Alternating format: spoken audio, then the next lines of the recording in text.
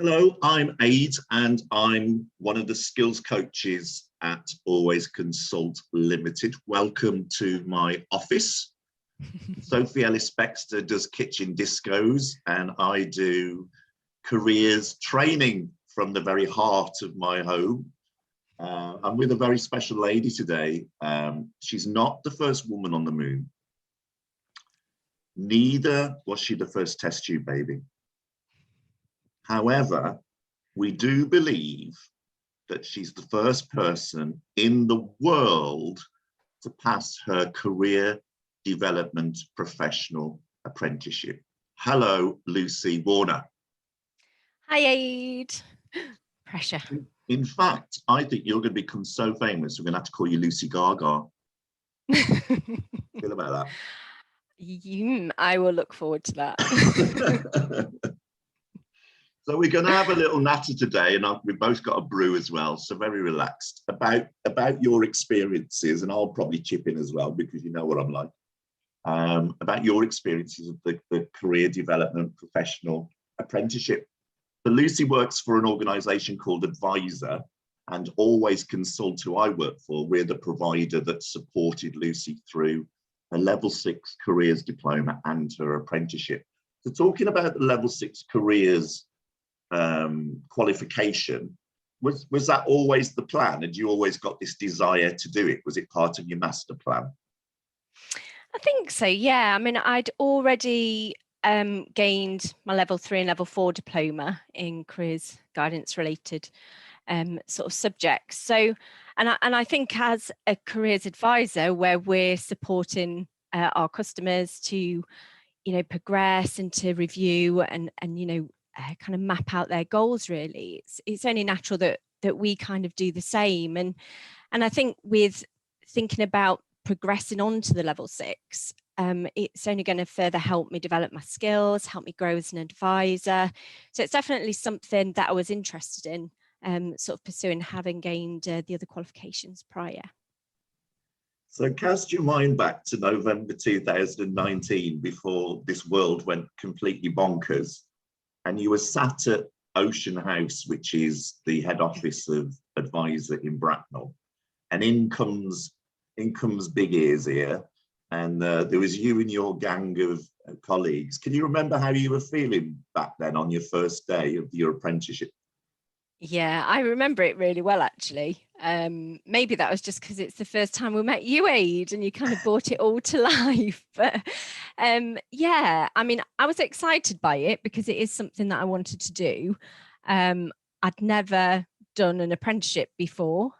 So although I advise and talk to customers and young people about apprenticeships, I hadn't been through one. So it was kind of all that excitement, something new to get my teeth stuck into as well. I think, it's one of those things that I quite like, doing new things and having a bit of variety. So it was that kind of, the anticipation, I guess, of doing something new, and also being the first cohort to go through it as well. I mean, that had some excitement, some apprehension, I guess, as well. Thinking about it's a level 6 qualification. I'm doing it alongside work. So it was just thinking about the workload of sort of the level 6 diploma, but also the endpoint assessment element to the apprenticeship as well, because I'd never gone through that sort of process before. But, it was exciting. Like we said, some of the nerves there as well, but also just thankful for the opportunity. I guess working for Advisor, they take pride in their advisors being level 6 trained. So, I guess, that isn't the case everywhere. So, really thankful for having that opportunity as well. You and I have joked about your young daughter and how she helped mum with her studies. So when she gets old enough to understand, you're going to sit her down and have a little word with her. What did she do? How did she help? She was the perfect napper. Oh my goodness, I was so fortunate. I mean, due to the pandemic, 2020, I had a lot of time at home with her. Her childcare setting closed for a long period of time, so I was at home sort of being a stay-at-home mum with her, and she was just there all the time, which would make it quite difficult to do my apprenticeship and to do sort of the diploma elements and all the assignments had she not napped. But she was perfect, bless her. I was so fortunate that she would have a solid 2-hour nap over lunchtime. So that 2 hours was my opportunity to just crack on and get on with the diploma. So yeah, that was my pipeline. So I knew that week what I was going to do. That was my plan. Knew that Monday I was going to focus on this, and hopefully by Wednesday I would have finished that unit. And then it was having a bit of a breather and maybe a bit of Netflix for the next nap, and then sort of moving on to the next stages, really. So yeah, I was really fortunate that she was a good napper, thankfully. So not everyone has got a star napper, but would you recommend people who undertake the apprenticeship, that's the key, to try and focus? Is that what worked? Yeah, definitely. I'm not going to say I always focused. I didn't. There were some times when, and I think it was maybe after doing a really tough unit, I just couldn't face maybe doing the next one for another week or so. But yeah, definitely having that focus, planning your time of when you're going to try and do something really is key, because I found that when I lost focus, I found it really hard to get back into it. And there were points of that during the endpoint assessment section as well, the project part. I'd have a week or so off from looking at it, and then getting back into it was quite tricky. So I think even if it is only sort of 30 minutes you can dedicate, or just half an hour one evening, an hour maybe, just to kind of keep it ticking over. I mean, it's important to have breathers and breaks when you're studying and and you're working as well, but I think it can be quite tricky to get back into it. So yeah, I really found that focusing was kind of key, really, to keep me on track. And then we have the endpoint assessment process that you mentioned, and this weird and wonderful thing called the gateway that you hadn't experienced, I hadn't experienced, the endpoint assessment organization hadn't experienced. How did you feel about that part? Because you got your level 6 completed. Wow, big sigh of relief. And then this happened. What were your thoughts around that? That whole the nerves, I think, the apprehension of what was going to come, because like you say, none of us really knew what it was like and how it was all going to happen. So we kind of had guidelines and we knew what was to come, so the professional discussion and the project. But I think just going through it was all a little bit a bit daunting. I think especially being the first, kind of the first time we were going through it, we didn't quite know what to expect. But I think maybe the professional discussion, I was more nervous about that, and I'm so glad that you made me do some with you.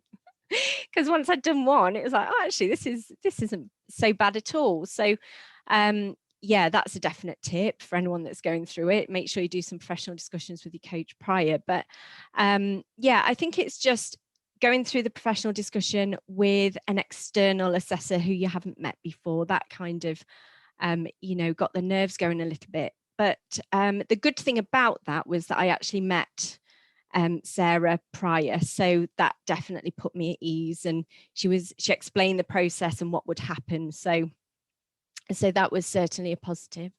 And I think obviously the other big E part of going through the gateway is the project that kind of looms as well as part of it. So once I'd kind of got the idea of what I wanted to do, because I banded around a few ideas and kind of didn't feel that comfortable maybe with what I was going to write my project on and what I was going to research. But once I'd got that, that idea, then I was quite excited about it. I was really looking forward to sort of going through it. And I think because my project was very relevant to my role, you know, it kind of made sense. It was just natural that you know, I'd go down that route of sort of looking at the digital side of our work as well. And I think, you know, the key as well was that because we were all going through it together, we were kind of all supporting each other. So that was obviously, you know, a key bit of this last part of the apprenticeship, really. Yeah, I was just about to say, I mean, the great thing, the positive thing for me, you, and for Suffolk County Council was that everybody was being really honest and quite transparent and saying, well, you know, this is kind of new to us all. Would you say there were any pros and cons to going through this whole journey? Yeah, definitely. I mean, the big pro is you're getting a qualification. So, you know, you're getting the level 6 qualification that's going to help me further develop as a professional.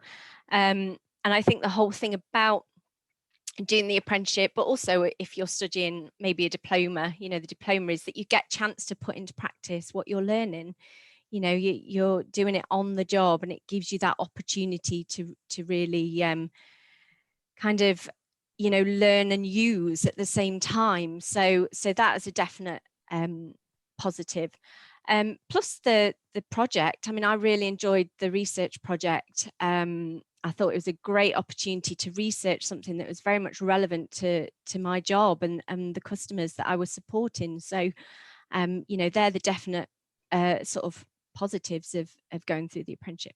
I think in terms of the cons, really, I mean, we've kind of touched on it, I guess, but the amount of time and dedication that it requires, you know, it really does require commitment. And, you know, when you're juggling work and life and study, it isn't easy, but it is so worth it. And I think, as you know, having a real good support network around you, not only at home, but obviously your employer, the organisation that's supporting you in terms of the assessors like yourself, Age, you know, the coach, you know, it's you need that support really to kind of help juggle everything. So yeah, that's kind of the biggie, you know, the amount, it does take a lot of time and commitment. So, you know, people just need to be aware of that, I guess, before taking it on. Yeah.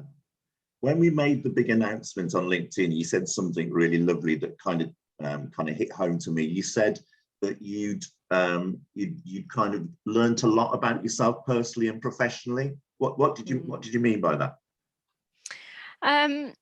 I think it just kind of gives you the opportunity to reflect and to see how far you've come, really, from, you know, when you first started, you know, in that November that we were talking about, and sort of how kind of progressed. I think in terms of personally, you know, life can throw a lot of challenges, and I think just with the pandemic, you know, we've all gone through very difficult times, but, you know, some of us may have come across additional challenges as part of that, you know, as part of that time period. And I think having the this apprenticeship gave me a focus, and I think I've learned that about myself, is that if I've got something, you know, if I'm going through something that I find quite difficult, or I'm going through a challenging period, or there seems a lot of pressure, a lot of stress around certain things, whether that's work or life, just having that kind of focus and that end goal really helps me to kind of progress and keep on track, really, with what I'm doing. And I think the confidence as well, you know, it's you know, you achieve something and it makes you feel good about yourself, like, yeah, I've really done this. And that's something that, you know, I certainly feel, but both professionally and personally, I think that I've gained.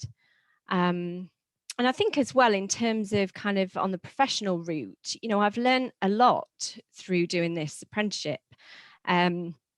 And particularly through the project as well, you know, it's given me the opportunity to research something relevant to my role that's only going to help me further understand sort of the careers guidance service, but also the customers that we support as well. And I think that's something, you know, that I've really learned through it, is how we can support customers more effectively via digital, you know, digital delivery as well to support careers guidance, really. And I think that's kind of ultimately enabled me to kind of progress within, you know, within my role, and inevitably now within the company with my new position. So, yeah. Let me stop you there. So my final question, what next for Lucy Warner? You mentioned it there, you've had a promotion.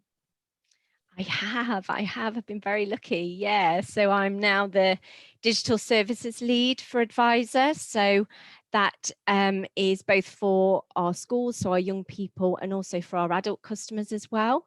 So it's just about I kind of lead the digital team to ensure that we've got effective materials and delivery sort of services to our customers via online and digital methods. So yeah, I'm really enjoying it, and I've got a great team as well behind me that are really you know, professional careers advisors with loads of experience, so they do make my job a lot easier. But yeah, it's really exciting, and it's so relevant to what I've been doing this whole year with doing the project all of last year, that it was you know, it's kind of been a nice progression for me, and I'm really enjoying it.